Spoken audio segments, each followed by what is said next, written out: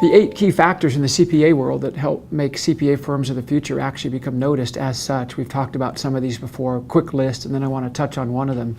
People, paperlessness, workflow, technology, extreme seasonality, hourly billing, differentiation or how you market yourself, and lastly, succession planning. I want to talk about the last one, succession planning, because succession planning is probably the most important issue in the CPA profession right now. By succession planning, I mean what is going to be the future of all of the firms that exist, whether you're a sole practitioner, or a 3 or 4 or 5 partner firm, or a large firm with 20, 25, 30 partners in multiple locations. What is the legacy of your firm going to be in terms of its leadership and its continuation as being a valuable producer and provider of services of value to business owners and other successful clients? Succession planning is an issue because of the age of the average CPA in this country. The average age of a CPA in the United States is 55 years old.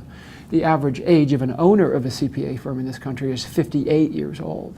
So many, many CPAs are 5, 10, 12 years from, I guess, what you would call the finish line. The old-fashioned notion that someday you can sell your practice for 1 times gross revenue or 1.25 times gross revenue no longer really exist. We're seeing sales now at maybe 70 or 75 basis points because so many clients weren't getting the value they wanted out of those firms. They end up moving when there's a sale. So succession planning has to do with how do you bring along younger leaders. If you look at your managers, your seniors, the people that you want to take over the firm. A lot of this is a cultural issue. A lot of this is an issue that surrounds how do you differentiate yourself in the marketplace. But the age is the critical factor. Only about 25% of CPA firms, based on surveys, that have multiple partners actually have a viable succession plan in place. Okay, if your partnership is functioning as a separate silos of business, where the partners are all just doing their own thing, that's not a partnership. That's not a business that's going to have any form of legacy whatsoever. That's just like an expense sharing arrangement where people are sharing the overhead. How do you tackle succession planning? I think one great way is to focus on 2 attributes of really the same thing. How do you make your very best clients, your A clients, loyal and sticky so that they're going to be there forever? And how do you get the younger staff members to buy into that vision, that culture? If you can get your very best clients to be loyal, to be sticky, to always be with you, that's what we call institutionalizing your knowledge. So instead of your very best clients relying only on one partner, and when it's time for that partner to go and retire, it's hard to transition that best client. If that's how it works, you haven't institutionalized your intellectual capital or your knowledge.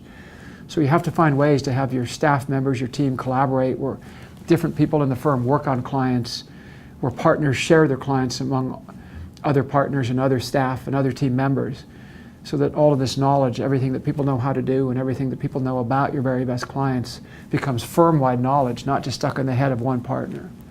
So that's how you focus on succession planning client-centrically. The way you do that with team members is you get team members to do a diverse kind of approach to all of the work that they do, not just working on only one client or 2 or 3 clients, always the same every year. You've got to cross-train them across all different aspects of the firm. And then this last point, you've got to get everybody integrated into this platform that you create where you can solve the best for your best clients all of the issues and situations that they have by creating this platform of vast and vibrant, network of resources that can solve any issue that comes up for your best clients.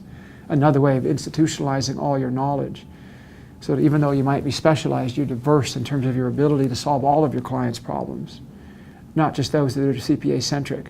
When you can do those things, I think you've got a head start on your succession planning issues as you go forward into the future, where your very best clients stick around for the long term, and the people that you bring up behind you grow and develop into the future leaders of your firm of the future. Thank you.